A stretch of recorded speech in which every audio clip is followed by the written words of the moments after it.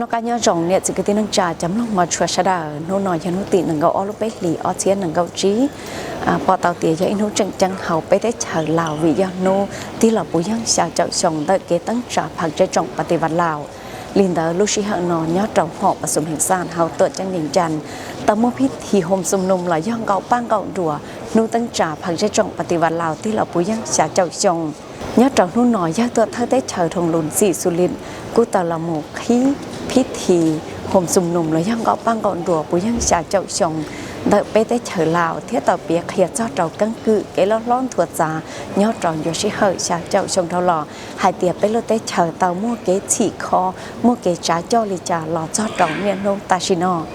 ลินดาชิเหยนอมูชาดาชิเจ้าละมุมลงยาตัวเธอเต้เฉลจอลูทูตนุทูตต่างหน้าองค์การจัดตั้งสากลแขกที่มีเกียรติพี่น้องความทราบเพื่อนมิตรที่หักแพงทั้งหลาย มื้อนี้คณะบริหารงานศูนย์กลางภาคป่าชนปฏิวัติลาวคณะพรรคและประชาชนชาวนครหลวงเวียงจันทน์ตั้งหน้าให้ทั่วภาคและทั่วปวงชนลาวทั้งชาติได้ร่วมกันจัดพิธีโฮมชุมนุมใหญ่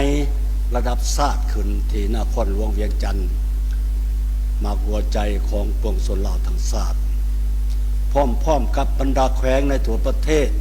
พร้อมกันในเวลาเดียวนี้เพื่อเฉลิมฉลองวันสร้างตั้งพรรคป่าชนปฏิวัติลาวครบรอบ70 ปีที่เต็มไปด้วยบรรยากาศเบิกบานม่วนซื่นและน้ำใจฝดฝืดปฏิวัติ ในโอกาสอันสง่าราศีนี้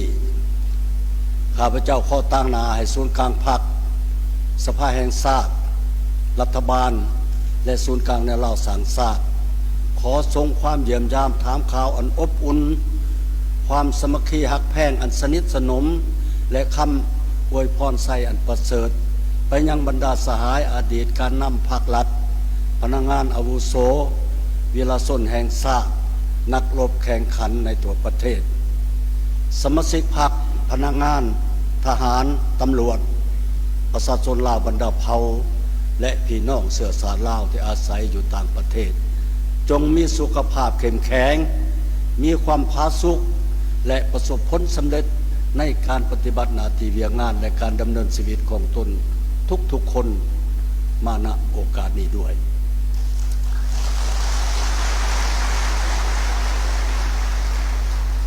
ในพิธีอันสำคัญยิ่งนี้พวกเฮาสุดที่อาลัยอาวรณ์และจดจำล้ำลึกถึงบุญคุณอันประเสริฐของประธานไกรสอนพรหมวิหาร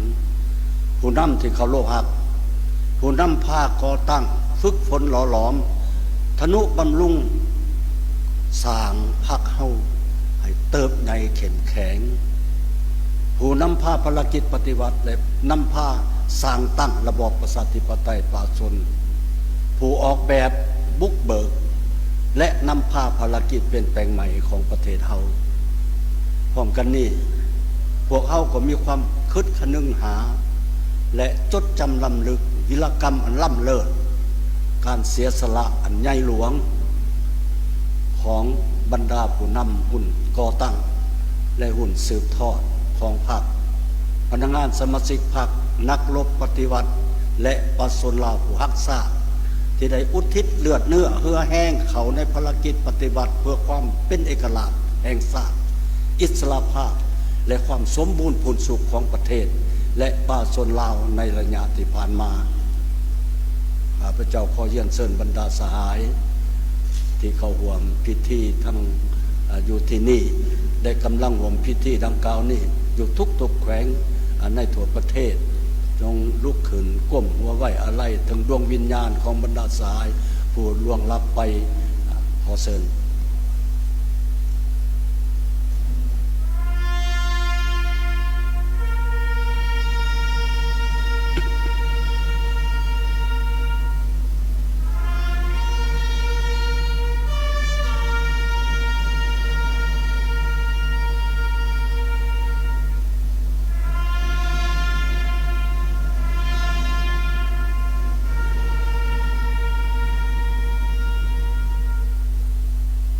ก็เสิร์ชพัก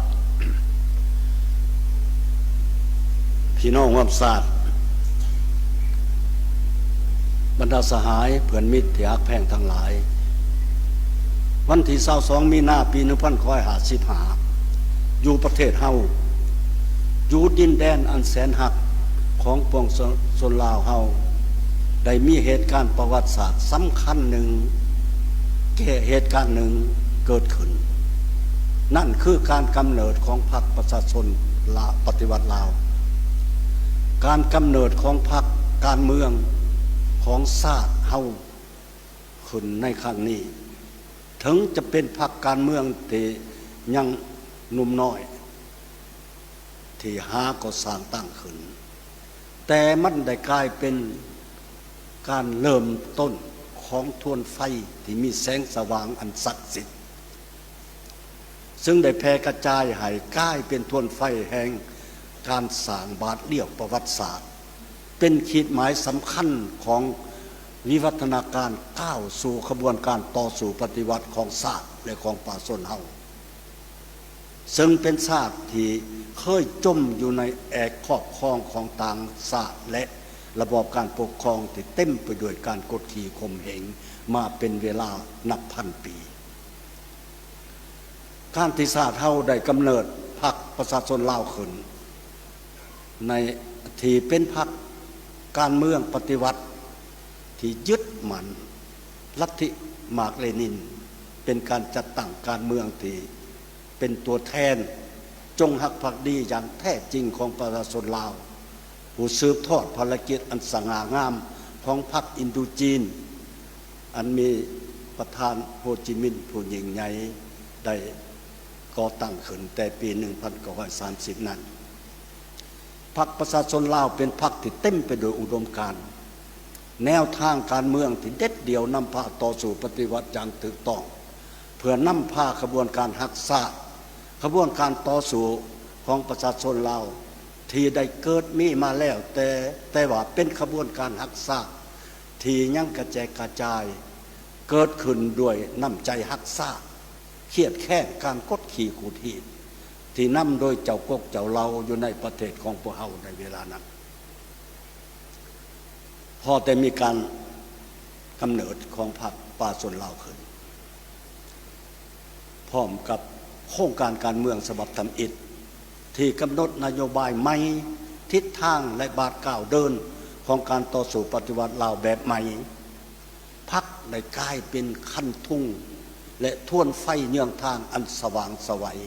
ให้แก่ขบวนการปฏิวัติและการต่อสู้กูศาสตร์ของป่าชนลาวเอานับแต่นั้นมาภายใต้การนำพาของพรรคป่าชนลาวต่อมากลายเป็นพรรคป่าชนปฏิวัติลาวนั้นได้นำพาการต่อสู้กูศาสตร์ตั้งแต่น้อยไปหาใหญ่ตั้งแต่ต่ำไปหาสูงที่สามารถญาติได้ไสสนะนี่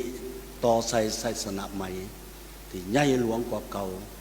จนสามารถก้าวขึ้นญาติเอาความเป็นเอกราชแห่งชาติอำนาจอธิปไตยและพื้นแผ่นดินอันครบถ้วนมาให้ประเทศชาติและป่าชนเฮาอย่างมหัศจรรย์สร้างได้บาทเลี่ยวประวัติศาสตร์ของชาติขึ้นในแผ่นดินลาวที่เป็นปิตุภูมิอันแสนฮักและหวงแหนของปวงชนลาวทั้งชาติจนเท่าทุกวันนี้บรรดาสายพี่น้องวัดศาสตร์ที่ฮักแพงทั้งหลายถ้าจะเล่าขึ้นเวลากรรมอันใหญ่หลวงที่พรรคเฮาได้ซี่นำพาต่อสู่ปฏิวัติผ่านมาถึงความทดสอบอันละเอียดเอี่ยวเกี่ยวขาดและเต็มไปด้วยความท้าทายให้ครบถ้วนหมดใดนั้นต้องใช้เวลาอันยืดยาว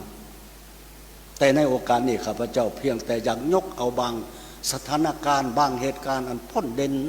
ในจำนวนหลายห้อยหลายพันเหตุการณ์ของการนำพาของพรรคเฮามาเป็นตัวอย่างที่แสดงให้เห็นถึงความพิศาจสามารถและความฉลาดสงสัยที่บ่มีไผสามารถปฏิเสธของการนำพาและบัญชาจัดการของพรรคเฮาต่อกับเส้นทางละเอียดละเอียดของการปฏิวัติของประเทศเฮา นับแต่สร้างต่างภาคขึ้น จนมาถึงปัจจุบันนี้ก็คือสมาชิกพรรคพนักงานรัฐกรอย่างเป็นปกติสวยพรรครัฐเสริมขยายจุดดีดัดแปลงจุดอ่อนแก้ไขจุดบกพร่องให้มีการเปลี่ยนแปลงใหม่นับมือนับเข้มแข็งขึ้นจางประยุทธ์ยังพรรคเฮาถือเอาบทเรียนล้ำค่าของการผ่านพากับสิ่งท้าทายทดสอบนานาประการผ่านมานั้นให้เป็นอาวุธเป็นกำลังใจในการปฏิบัติหน้าที่ปฏิบัติภารกิจของตนที่ป้าส้นหมอบหมายให้เพื่อเฮ็ดให้ประเทศชาติอันแสนฮักและห่วงแหนของพวกเฮา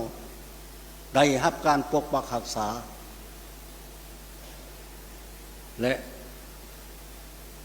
ที่พวกเขาได้สร้างขึ้นโดยความเสียสละอันใหญ่หลวงเต็มไปด้วยวีรกรรมอันล้ำเลิศของบรรพบุรุษเฮาและการนำของพรรคเฮาแต่ละรุ่นแต่ละยุคพรรคและรัฐเฮาและป่าชนเฮานั่นได้ต้องได้มีหน้าที่ปกปักรักษาและทนุถนอมไว้พวกเฮาจะพร้อมกันพัฒนาเฮ็ดให้ปิตุภูมิอันแสนฮักและห่วงแหนของพวกเฮานี่สืบต่อพัฒนาไปหน้าอย่างบ่หยุดยั้งขออวยพรให้บรรดาสหายเพื่อนมิตรท่านยิ่งท่านทรายและตัวปวงชนเราทั้งชาติจงมีสุขภาพเข้มแข็งมีความผาสุกประสบผลสำเร็จในหน้าที่การงานทุกประการพรรคประชาชนปฏิวัติลาวที่มีเกียรติสง่ามันยืน